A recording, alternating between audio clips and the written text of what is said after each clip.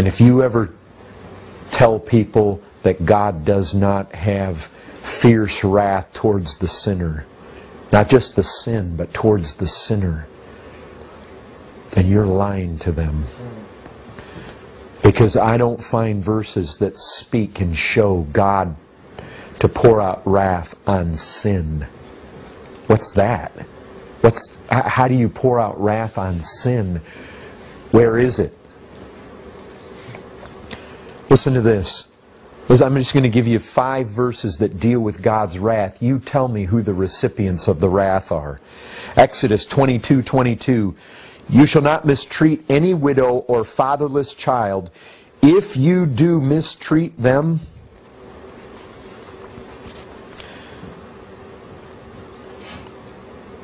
and they cry out to me, I will surely hear their cry, and my wrath will burn, and I will kill you with the sword.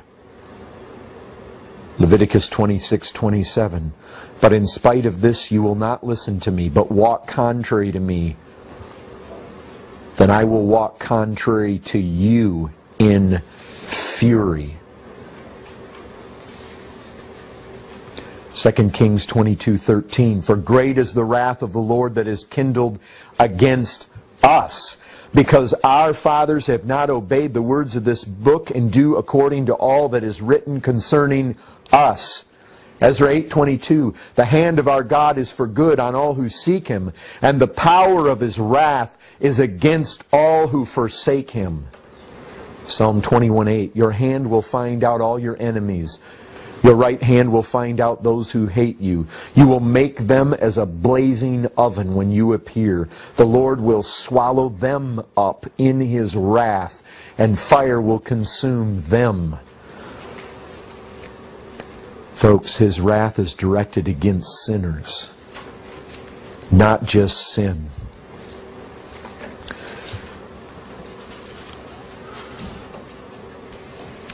Let me tell you something else about His wrath. It's fearful.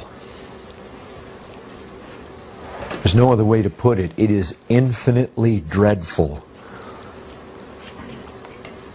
So often it's likened to fire. I find various times it's likened to drinking a cup. Even the dregs of the cup, which I think is where we get the picture that Christ uses when He's in the garden.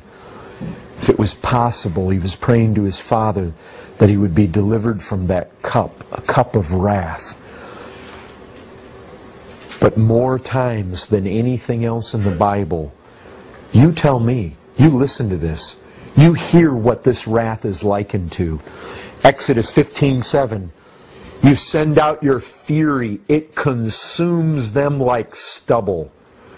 2 Kings 53:26. The burning of His great wrath. Psalm 21:9.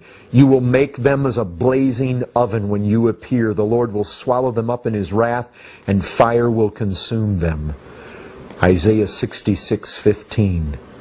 For behold, the Lord will come in fire, and His chariots like the whirlwind to render His anger in fury, and His rebuke with flames of fire. Jeremiah 4:4. Circumcise yourselves to the Lord. Remove the foreskin of your hearts, O men of Judah and inhabitants of Jerusalem, lest my wrath go forth like fire, and burn with none to quench it because of the evil of your deeds. Ezekiel 21:31, I will blow upon you with the fire of my wrath. Ezekiel 38:19, my blazing wrath. Jeremiah 17:4, in my anger a fire is kindled that shall burn forever. Isaiah 30:30, in furious anger and a flame of devouring fire. Deuteronomy 32:22, for a fire is kindled by my anger, and it burns to the depths of Sheol, devours the earth and its increase, and sets on fire the foundations of the mountains. Deuteronomy 29:20, the anger of the Lord and His jealousy will smoke against that man. Folks, This is one of the most fearful verses that I have ever read in the Bible. Ezekiel 22:20. As one gathers silver and bronze and iron and lead and tin into a furnace to blow the fire on it in order to melt it, so I will gather you in my anger and in my wrath, and I will put you in and melt you. I will gather you and blow on you with the fire of my wrath, and you shall be melted in the midst of it.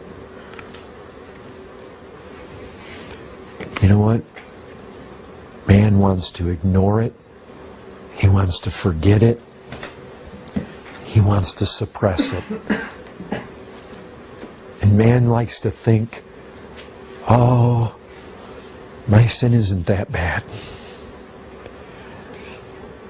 And God isn't that angry. And man somehow thinks, some way, somehow, well, even if hell's real, I'm going to be down there with all my friends. I will gather you and blow on you with the fire of my wrath, and you shall be melted in the midst of it. Man thinks he's going to stand up to it. But I tell you what, when God blows upon him with the wrath of His vengeance, with the fires, a smoke, a blaze, man will yield immediately. There will be no fight in him. He will succumb to that wrath. Folks, the wrath of God is fearful. And I'll tell you this, nothing but sin brings out this characteristic of God. Wrath is the way a holy God does respond and to the wickedness of men. But I'll tell you a third thing about this wrath. It's righteous. Listen to this. This is in Romans 2, verse 5. But because of your hard and impenitent heart, you are storing up wrath for yourself on the day of wrath, when God's righteous judgment will be revealed. You know what most men feel? They feel that the wrath of God, if it's as bad as the Bible says it is, and the Bible says it's terrific, it's terrifying to the uttermost. If it's that bad, man looks at it and says, wait a second. If it's that bad, this is excessive. God's going overboard here.